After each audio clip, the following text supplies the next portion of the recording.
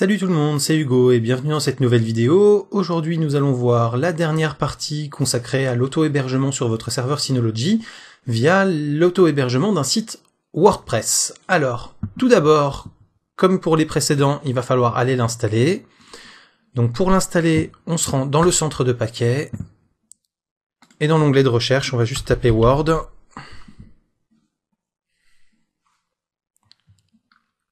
On prend ici WordPress. On clique sur installer, et comme pour PHPBB, la petite contrainte, c'est que pendant l'installation, vous ne pouvez pas du tout naviguer dans le gestionnaire de paquets. Là où sur d'autres paquets, vous avez la possibilité d'en installer plusieurs en parallèle, etc. Là, WordPress est exclusif. Tant qu'il est en train de se télécharger et de s'installer, vous pouvez rien faire au niveau de votre centre de paquets. Heureusement, ça reste un paquet qui est également assez léger, qui se télécharge relativement vite, même avec une connexion plutôt lente comme la mienne. Donc on va juste le laisser se télécharger.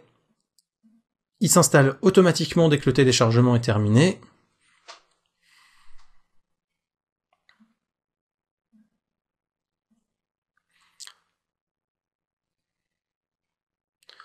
Voilà, donc là on vous demande votre mot de passe root pour la base de données MySQL. Donc si vous n'avez pas encore installé MariaDB, je vous invite à aller voir la vidéo que je vous mets ici pour pouvoir voir comment l'installer et le configurer. Donc là on va mettre le mot de passe de la base de données, dont WordPress a besoin pour pouvoir enregistrer toutes ces données et les administrer ensuite et vous les renvoyer sous forme de site web. Ensuite, ici, on clique sur appliquer pour lancer l'installation. Même quand vous cochez la petite case lancer en préinstallation ici, il s'avère des fois que ça ne marche pas trop, mais on va pouvoir le retrouver assez facilement, vous allez voir dans les raccourcis dès que ce sera fait. Voilà, donc là, vous voyez, on n'a plus le statut installé ou installation en cours, on a bien le statut ouvrir. Si on clique ici, par contre, on a la petite page de description comme à l'accoutumée. Et donc ici maintenant, on a une icône en plus, l'icône WordPress. Vous voyez, elle avait ses petites étoiles autour pour dire qu'elles étaient toutes neuves. Donc là, on va cliquer sur WordPress, on va juste aller le remettre dans la partie site web. Ici, on va supprimer ce raccourci-là, on n'a pas besoin de l'avoir deux fois. Ici, ça suffit. Voilà, et donc là, on va devoir installer la configuration de base de votre WordPress. Donc, on va choisir la langue, titre du site,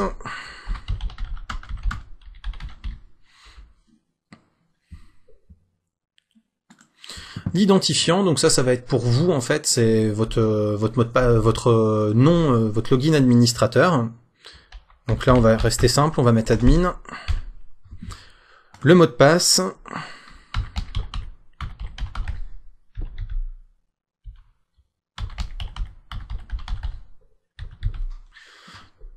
Donc là, vous voyez, il vous met qu'il est très faible parce qu'il n'y a pas de caractères spéciaux, il n'y a pas de choses comme ça, c'est que de l'alphanumérique.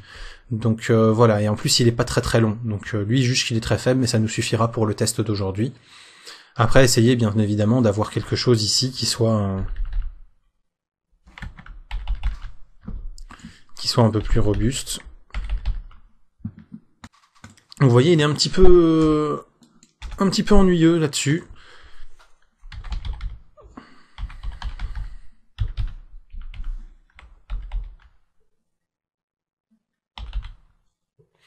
Voilà, vous voyez, il faut vraiment en mettre beaucoup avec plein de caractères spéciaux pour que ça vous mette du fort ici. Donc par contre, c'est assez visuel hein, avec les couleurs. Donc on va remettre le mot de passe de base et on va enchaîner.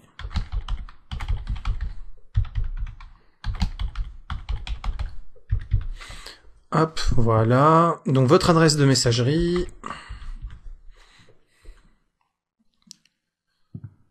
Et là, vous pouvez donc décocher ça si vous voulez pas que votre WordPress soit visible sur, par exemple, Google ou Bing ou des choses comme ça. Sinon, les moteurs de recherche, si vous cochez ça, pourront l'indexer. Donc ça, c'est pour le petit fichier robot, en fait, qui va être mis sur la racine du site. Que les moteurs de recherche sachent s'ils ont le droit d'administrer ou pas votre site. Voilà. Ensuite, ici, donc, vous avez créé votre WordPress avec succès. Vous cliquez sur se connecter.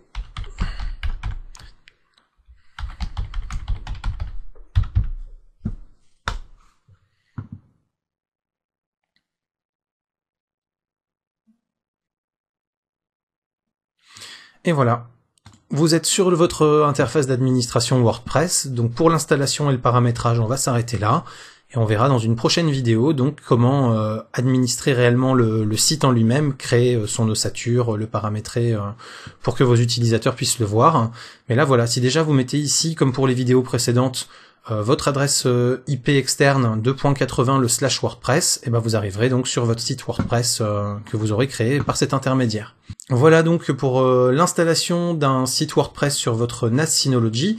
Vous avez donc la possibilité d'héberger aussi bien du WordPress, du Joomla ou du PHPBB. Donc vous allez retrouver ici pour Joomla et pour PHPBB les vidéos qui sont dédiées.